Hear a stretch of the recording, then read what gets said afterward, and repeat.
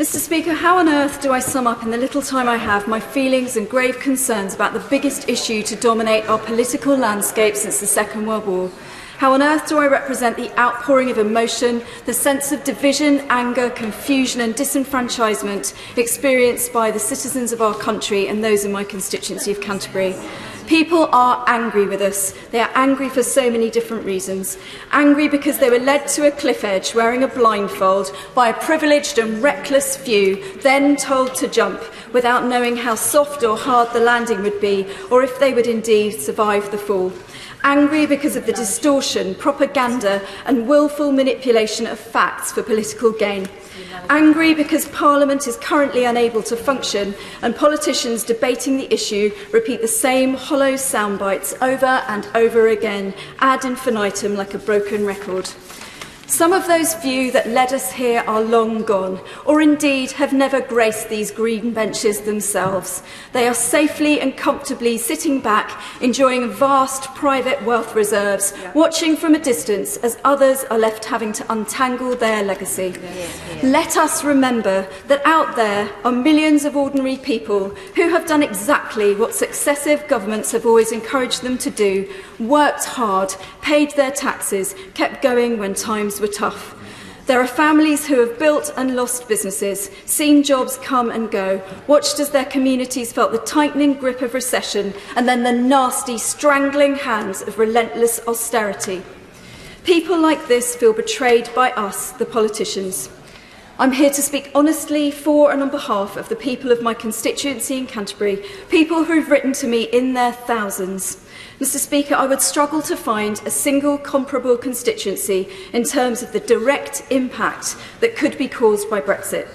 In Canterbury, we have the University of Kent, also known as the European University, along with Canterbury Christchurch University. These are the biggest employers in our area. They rely on their close links with Europe.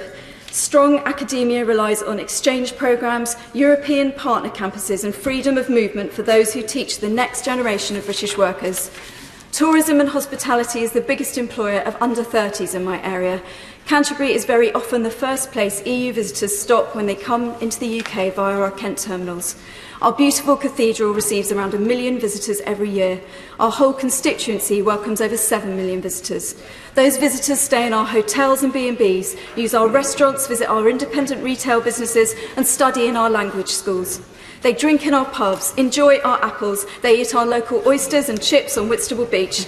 They wonder at the English vineyards they drive past, through villages such as Barham and Charlton, now producing and exporting some of the best wines in the world.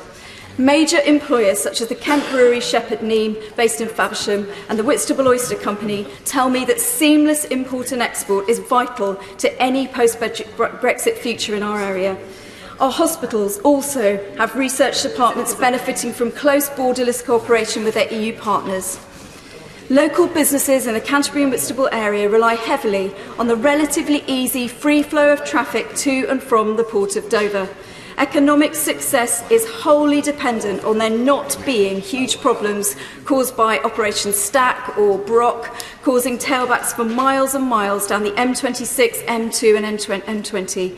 One example is Barton Marine, an award-winning manufacturer of bespoke specialist equipment used in sailing and also the theatre industry. Sorry, if I run out of time. Okay. They employ around 30 local highly skilled people in their Whitstable factory, and the CEO tells me she's uncertain of their future.